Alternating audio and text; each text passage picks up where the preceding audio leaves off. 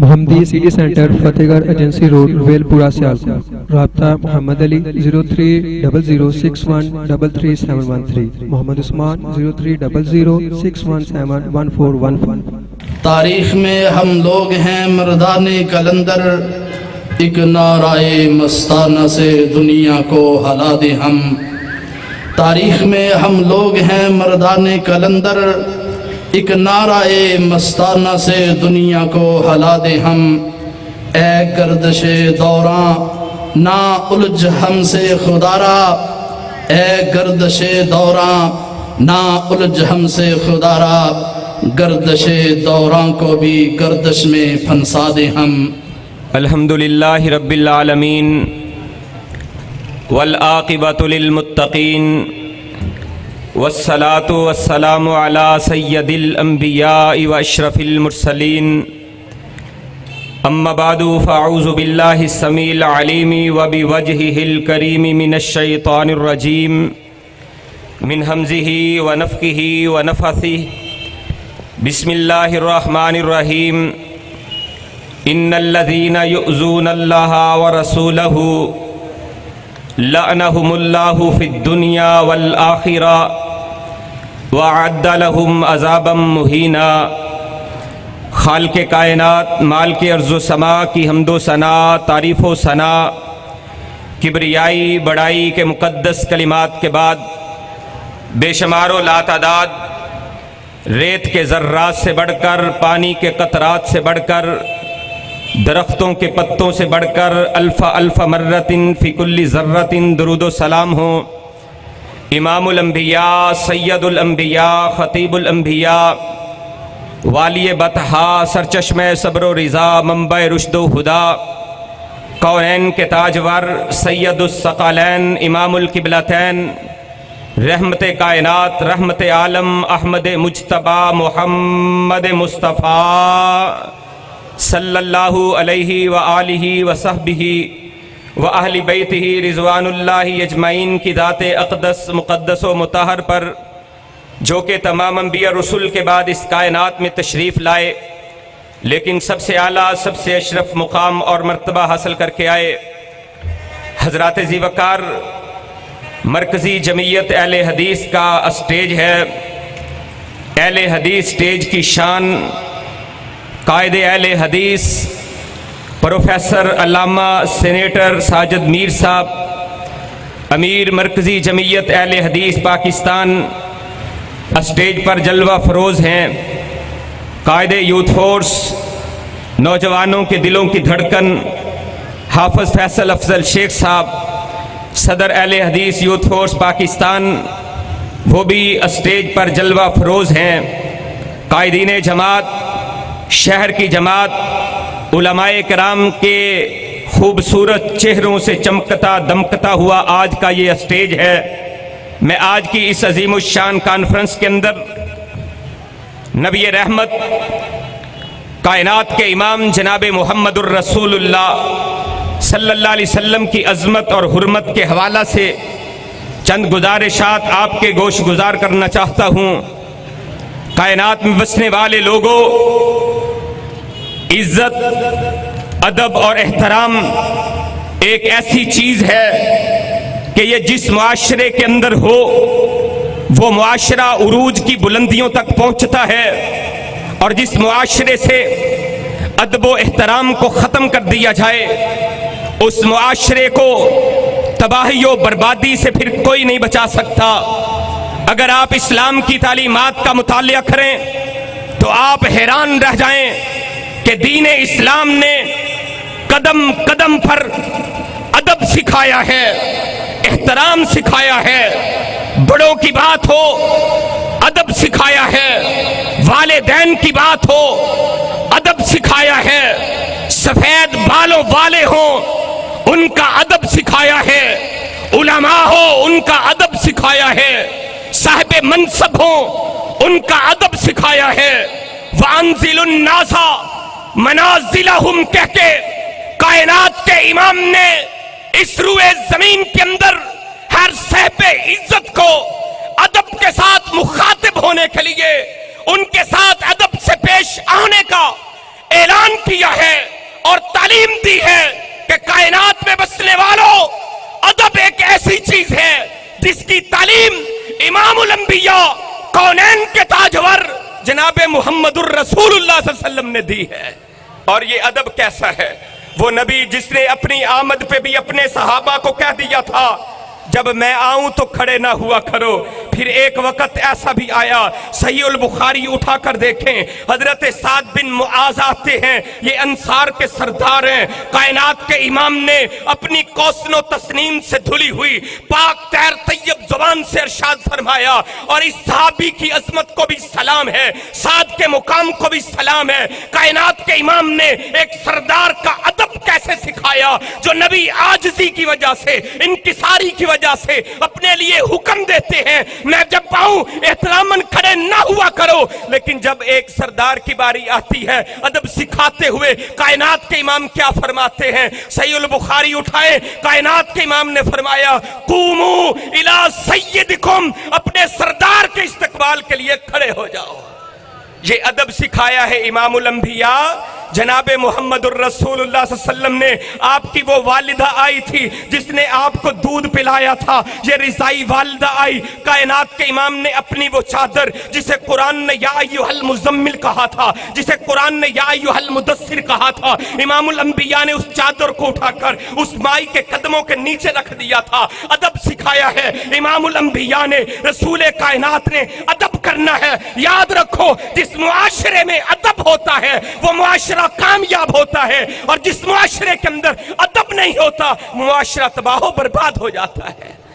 اور اس روئے زمین پہ اگر ادب دیکھنا ہو، احترام دیکھنا ہو، تو رسول کائنات سے بڑھ کر کس کا احترام ہو سکتا ہے، کس کا ادب ہو سکتا ہے، جس کے بارے میں رسول رب کائنات نے خود کہہ دیا ہو لا ترفعوا اصواتکم فوق صوت النبی، تمہیں نبی کی آواز سے اونچی آواز کرنے کی اجازت نہیں ہے، تمہیں یہ بھی اجازت نہیں ہے کہ جس طرح تم آپس میں ایک دوسرے کو مخاطب کرتے ہو رسول اللہ کو ویسے مخاطب کرو۔ ادب کیسے سکھایا، احترام کیسے سکھایا رسول کائنات کا، کس روئے زمین کے اوپر، اس زمین کے اوپر، اس نیلے آسمان کے نیچے اگر رب کائنات کے بعد کسی کا ادب ہے، کسی کا احترام ہے تو وہ امام الانبیاء جناب محمد الرسول اللہ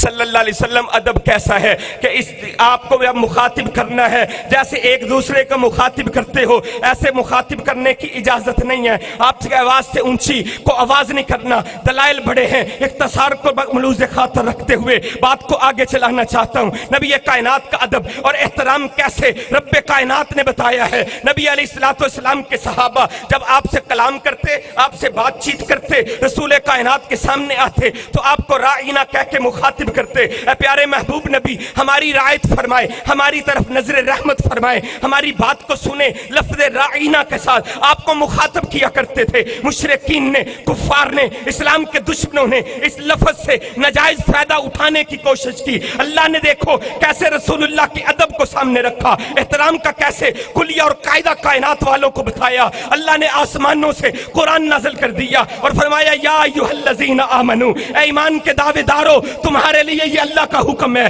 لا تقولوا راعینا، آئندہ کے لیے آئندہ سے تمہیں اس لفظ کے استعمال کی اجازت نہیں ہے، کیونکہ غیر مسلم کافر اس لفظ کو بگاڑ کر لیم بالسنتہم، اپنی زبانوں کو مروڑ کر وہ رسول اللہ کے لیے راعینا کا لفظ استعمال کرتے ہیں۔ اور اس کا میں نے اے ہمارے چرواہے، گدڑیے، بکریاں چرانے والے، اللہ کو یہ لفظ جس سے رسول اللہ کی گستاخی کا، رسول اللہ کی بے ادبی کا، رسول اللہ کے احترام کے اندر جس سے فرق پڑتا ہے، اس لفظ کی بھی تمہیں اجازت نہیں دیتے کہ تم لفظ راعینا کہو، اور مشرکین اس کو بگاڑ کر راعینا کہہ کر یہ فائدہ اٹھانے کی کوشش کریں۔ لہٰذا آج کے بعد اس لفظ کا استعمال بھی ترک کر دو۔ یہ احترام سکھایا ہے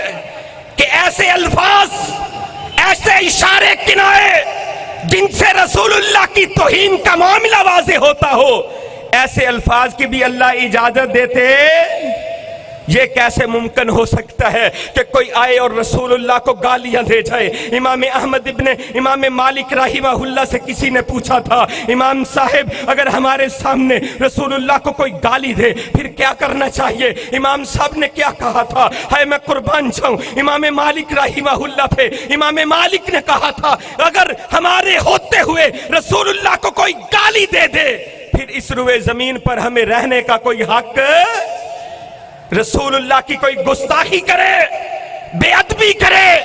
اور مسلمان اس روئے زمین پر پھر رہے، یہ ممکن نہیں ہے۔ یا اس گستاخ کو نہیں رہنا چاہیے یا مسلمان کو نہیں رہنا چاہیے۔ یہ ایمان ہے، رسول اللہ صلی اللہ علیہ وسلم کے ساتھ محبت کا اعلان ہے، رسول اللہ صلی اللہ علیہ وسلم کا ادب یہ ہے، احترام یہ ہے کہ جو رسول اللہ کی گستاخی کرے گا اس کی سزا سزائے موت ہے، اس کی گردن تن سے جدا ہے۔ یہ فیصلہ قرآن کا ہے، یہ فیصلہ رب رحمان کا ہے، یہ فیصلہ محمد مصطفیٰ کا ہے۔ ان الذین یؤذون اللہ ورسولہ، رب کے قرآن نے کہا ہے جو اللہ کو عزا دیتا ہے، رسول اللہ کو عزا فرما دیتا ہے، اس کے لیے اللہ کا فیصلہ کیا ہے؟ لعنہم اللہ فی الدنیا، دنیا میں اس پر لعنت ہے۔ امام ابن جوزی رحمہ اللہ نے فرمایا، امام ابن تیمیہ نے الصارم المسلول علی شاتم الرسول کے اندر اس کے تحت فرمایا، بیان کیا، لکھا کہ اس سے مراد یہ ہے، دنیا کے اندر لعنت یہ ہے کہ قتلہ، اس بندے کو قتل کر دیا جائے، والآخرہ، آخرت کے اندر لعنت سے مراد النار، جہنم کی آگ ہے۔ اور تیسری سزا اللہ نے خود بیان کی، وعد لہم عذابا مہینا، ایسے گستاخوں کے لیے جو رسول اللہ کو عزا دیتے ہیں، رسول اللہ کی گستاخی کرتے ہیں، بے ادبی کرتے ہیں، سزا یہ ہے کل قیامت کے دن ان کے لیے رسوا کر دینے والا عذاب رب کائنات نے تیار کر دیا ہے۔ دنیا کے اندر بھی رسوائی ان کا مقدر، آخرت کے اندر بھی رسوائی ان کا مقدر ہے۔ حضرت ابو بکر رضی اللہ تعالی عنہ سے ایک بندے کا جھگڑا ہو گیا، آپس میں اختلاف ہو گیا۔ حضرت ابو بردہ اسلمی رضی اللہ تعالی عنہ بیان فرماتے ہیں کہ میں ابو بکر صدیق کے پاس آیا، ابو بکر صدیق کے ساتھ وہ بندہ تلخ کلامی کر رہا تھا۔ حضرت ابو بکر صدیق کے چہرے پر غصے کے آثار تھے، آپس میں بات چیت ہو رہی ہے، یہ بندہ بد کلامی کر رہا ہے۔ میں نے ابو بکر صدیق سے یہ کہا، صدیق اکبر، اے خلیفہ رسول، مجھے حکم کرے میں اس بندے کی گردن کاٹ دوں۔ حضرت ابو بکر صدیق کا وہ غصہ حضرت ابو بردہ کہتے ہیں اسی وقت ختم ہو گیا۔ اب وہاں سے چلے گئے، اپنے گھر میں تشریف لائے، پھر مجھے بلایا اور بلانے کے بعد ابو بکر صدیق نے مجھے کہا کہ ابو بردہ، اگر میں تجھے کیا دیتا اس بندے کی گردن کاٹ دے تو کیا تو نے اس کی گردن کاٹ دینی تھی؟ یہ صحابی رسول کہتے ہیں ہاں خلیفہ رسول، اگر آپ مجھے حکم دیتے میں اس بندے کی گردن کاٹ دیتا۔ آئیے فیصلہ سنیے صدیق کی عدالت سے، نبی کے ہمراز سے، نبی کے یار غار سے، نبی کے یار مزار سے فیصلہ سنیے۔ ابو بکر صدیق نے کہا لا واللہ لا واللہ ما کان لی بشر بعد محمد صلی اللہ علیہ وسلم، اور نہیں کسی بندے کے لیے بھی یہ جائز نہیں ہے محمد کریم صلی اللہ علیہ وسلم کے بعد کہ اس کے ساتھ کوئی بد کلامی کرے، اس کو برا بھلا کہے تو اس کے عوض کے اندر اسے قتل کر دیا جائے۔ یہ اعزاز اگر کسی کے لیے ہے، رسول اللہ کی جو بے ادبی کرے گا، گستاخی کرے گا، رسول اللہ کے بارے میں بد کلامی کرے گا، اس کی سزا یہ ہے کہ اس کا تن جدا کر دیا جائے گا۔ یہ فیصلہ کس کا ہے؟ صدیق اکبر کا، فاروق اعظم کا تو آپ فیصلہ سنتے رہتے ہیں۔ وہ منافق جو آیا تھا جس نے صدیق سے فیصلہ رسول اللہ سے کروایا تھا، پھر نبی کائنات کے ساتھی ابو بکر کے پاس آیا تھا، پھر عمر فاروق کے پاس آیا تھا، عمر نے تلوار لہرا کر اس کی گردن کاٹ کے کہا تھا جس کو مصطفیٰ کا فیصلہ قبول نہیں ہے اس کے لیے عمر کا فیصلہ یہ ہے کہ اس کی گردن تن سے جدا ہے۔ یہ فیصلہ ہے ابو عمر فاروق رضی اللہ تعالیٰ عنہ کا۔ رسول کے گستاخ کا انجام یہ ہے کہ اس کی گردن کاٹ دی جائے، اسے قتل کر دیا جائے۔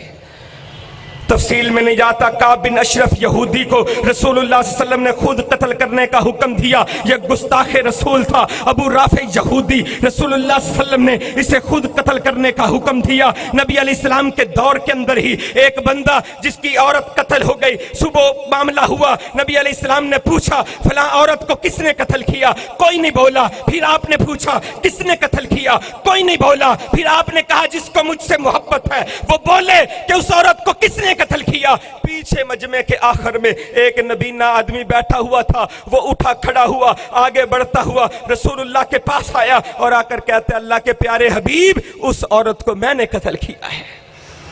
لوگ حیران ہیں، اس نبینے نے قتل کر دیا؟ کہا اللہ کے پیارے نبی ہاں میں نے قتل کیا۔ کہا کہا کیوں قتل کیا؟ رحمت عالم نے فرمایا کیوں قتل کیا؟ یہ کہتا ہے نبینا صحابی اللہ کے پیارے حبیب یہ عورت کوئی اور نہیں تھی، میرے 2 ہیرو جیسے بیٹوں کی ماں تھی، یہ ام ولد تھی، میری لونڈی تھی، اس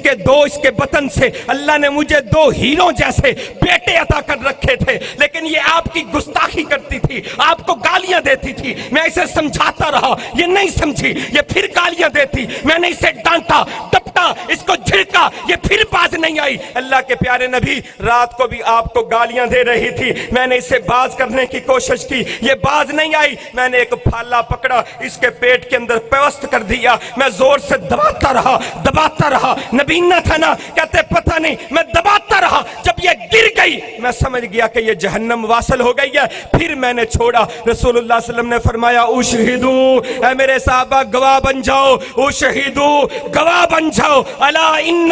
دمہا حدر، اس عورت کا خون بیکار گیا، فضول کیا، اس کا کوئی قصاص نہیں ہوگا، کوئی دیت نہیں ہوگی، کیونکہ رسول اللہ کے دربار سے فیصلہ ہو گیا، نبی کی عدالت سے فیصلہ ہو گیا، جو رسول اللہ کا گستاخ ہے اس کی سزائے موت ہے۔ یاد رکھو اگر تم فیصلہ نہیں کرو گے، ہمارے امیر محترم قائد اہل حدیث پروفیسر علامہ ساجد میر نے آج سے 8-9 سال قبل اس مسئلے کو اٹھایا تھا اور لوگوں کے سامنے واضح کیا تھا کہ ہم ایسی کوئی کسی قسم کے قانون شکنی کی اجازت نہیں دیتے، ہم یہ نہیں چاہتے کہ اس قانون کا غلط استعمال کیا جائے، ہم یہ چاہتے ہیں کہ بڑی قسم کے افسران ڈی ایس پی لیول کے لوگ اس معاملے کی پہلے تحقیق کریں، پھر اس کے بعد کیس درج کیا جائے اور جس پر جرم ثابت ہو اسے تختہ دار پہ لٹکایا جائے۔ ہمارے قائد نے یہ اعلان کیا تھا اور یہ آواز گلی گلی کوچا کوچا گونجی تھی، اور انشاءاللہ الرحمن ہم اس آواز کو پھر اٹھائیں گے، گلی گلی نگر نگر بستی بستی پھیلائیں گے کہ ہمارے قائد کا موقف دیکھو، پہلے تحقیقات کرو، تحقیقات کے اندر مجرم ثابت ہو جائے پھر اس کو تختہ دار پہ لٹکاؤ، اس کے لیے کسی قسم کی رعایت نہیں ہونی چاہیے۔ گستاخ رسول کی ایک سزا، گستاخ رسول کی ایک سزا، حرمت رسول پر، حرمت رسول پر، مرکزی جمعیت اہل حدیث جو رسول اللہ کا گستاخ ہے اس کی سزائے موت ہے، اور ہم یہ کہتے ہیں یہ اختیار کسی فرد واحد کو نہیں ہے، کسی ممتاز قادری کو نہیں ہے، کسی عام بندے کو نہیں ہے، یہ اختیار عدالت کا ہے، عدالت انصاف کے اوپر فیصلہ کرے، اگر عدالتیں بک جائیں تو پھر ہم آواز اٹھائیں گے، ان کو للکاریں گے، ببانگے دور کہیں گے تمہارا فیصلہ درست نہیں ہے، ہم وہ فیصلہ چاہتے ہیں جو فیصلہ آج سے 1450 سال قبل مدینہ میں ہوا کرتا تھا، آمینہ کے لال فرمایا کرتے تھے، جو فیصلہ صدیق اکبر نے کیا ہے، جو فیصلہ علی المرتضیٰ نے کیا ہے، جو فیصلہ عمر بن خطاب نے کیا ہے، ہمیں بھی وہ فیصلہ چاہیے جو حضرت علی نے فرمایا تھا من سب نبیًا فقتل، جو بھی نبی کو گالی دے گا اس کی سزا یہ ہے کہ اسے قتل کر دیا جائے، ومن سب اصحابہ، جو نبی کے کسی صحابی کو گالی دے گا جلیدہ، اس آدمی کو کوڑے لگائے جائیں گے۔ یہ فیصلہ عمر علی المرتضیٰ کا ہے، ہم کہتے ہیں خلفائے راشدین والا فیصلہ کرو، اگر تم فیصلہ نہیں کرو گے تو پھر یاد رکھو ان شانیک هو الابتر، جو نبی کا دشمن ہے وہ برباد ہی برباد ہے، انا کفیناک المستہزئین، اللہ کہتے ہیں ہم کافی ہو جائیں گے، تمہاری ہمیں ضرورت نہیں ہے، ہم ابو لہب کی طرح عدسہ اور تیمم کی بیماریوں کے اندر انہیں تباہ و برباد کر دیں گے، ہم ابو جہل کی طرح معاذ اور معوذ پیدا کر دیں گے، وہ تو ایسے تختہ دار کے پر انہیں لٹکائیں گے اور ان کو صفحہ ہستی سے مٹا دیں گے۔ وہ عبد الرحمن بن عوف نے جب دائیں بائیں دیکھا تھا کہ چھوٹے چھوٹے بچے ہیں، آج میرا کیا بنے گا، اگر کڑیل نوجوان ہوتے، بہادر ہوتے، آج میں کافروں کی صفیں کاٹ کے رکھ دیتا، تیس نیس کر دیتا۔ اس وقت یہ ایک بچہ بول رہا تھا چچا ہمیں بتاؤ ابو جہل کون ہے، پھر ادھر سے دوسرا بچہ اس نے کہا کہ ابو جہل کون ہے ہمیں بتاؤ، انہوں نے کہا تم نے کیا کرنا ہے، اس نے بقول شعر کہا تھا مر جائیں گے یا ماریں گے ناری کو، سنا ہے کہ گالیاں دیتا ہے محبوب باری کو۔ ہم میدان بدر میں یہ سوچ کر آئے ہیں، یہ فیصلہ کر کے آئے ہیں کہ آج گستاخ رسول کی گردن کاٹ کے جائیں گے، اور معاذ نے اور معوذ نے ایک روایت کے اندر دونوں کا نام معاذ آتا ہے. ان دونوں نے ابو جہل کی گردن کاٹ کے لوگوں کو بتا دیا انا کفیناک المستہزئین، اگر تم نہیں اٹھو گے اللہ معاذ اور معوذ بھیج دے گا. یاد رکھو اگر پھر بھی تمہیں تو ہوش نہ آئی تو اللہ کہتے ہیں انا کفیناک المستہزئین، ہم عتیبہ کی طرح جس کو رسول اللہ نے کہا تھا اے عتیبہ تو نے میری گستاخی کی ہے، نبی کی طرف اس نے تھوکا تھا، نبی علیہ الصلوۃ والسلام کے چہرے کی طرف تھوکا تھا، اس نے برے الفاظ اس نے کہے تھے. رسول اللہ نے فرمایا اللہ اس عتیبہ کے اوپر اپنے کتوں میں سے کوئی کتا مسلط کر دے. اور یہ شام کی طرف جا رہا تھا اور رستے کے اندر ایک جگہ سٹے ہوا، قیام کا آئی، جنگل بیابان تھا، یہ عتیبہ درمیان میں ہے. اس کے باب ابو لہب نے کہا اے قافلے والوں میرے احسانات دیکھو، تمہارے اوپر کتنے احسانات ہیں، انعامات دیکھو کتنے انعامات ہیں، اکرامات دیکھو میں نے تمہارے اوپر کتنے اکرام کیے ہیں، لہٰذا آج ہمارا خیال کرو. درمیان میں اس عتیبہ کو لٹایا گیا، آس پاس لوگوں نے اپنا ساز و سامان رکھا، اس کے بعد خود لیٹے، اس کے بعد اپنی سواریوں کو لٹایا. لیکن رات کی تاریکی ہے، جنگل کی طرف سے ایک شیر آتا ہے، وہ ایسے چھلانگ مارتا ہے اور یہ جانوروں کے اوپر سے یہ آگے کی طرف بڑھتا ہوا چلا جا رہا ہے. اور آگے بڑھتے بڑھتے اس نے عتیبہ کے پاس پہنچ کر اس کے اوپر جھپٹا مارا اور اس کے جسم کے 2 ٹکڑے کر دیے اور لوگوں کو بتا دیا انا کفیناک المستہزئین، اگر تم نہ نکلے، تم نے آواز کو نہ اٹھایا تو یاد رکھو اللہ جنگل کے درندوں کو بھیج دے گا جو ان کافروں کو صفحہ ہستی سے مٹا کے رکھ دیں گے. ہمارا یہ دعویٰ اور اعلان ہے کہ یہ فیصلے عدالتوں میں ہونے چاہیے، کچہریوں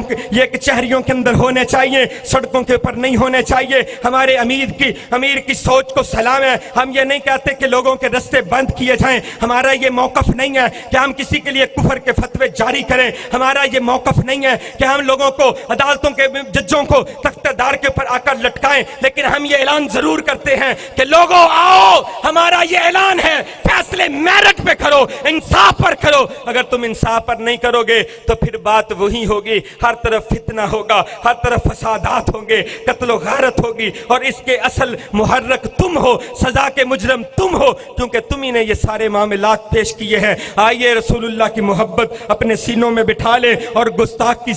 سزائے موت کو سمجھیں کہ گستاخ رسول کی ایک ہی سزا. اپنے ایمان اور محبت کا ثبوت دیجئے، اعلان کیجئے گستاخ رسول کی ایک ہی سزا، سرتن سے جدا، سرتن سے جدا.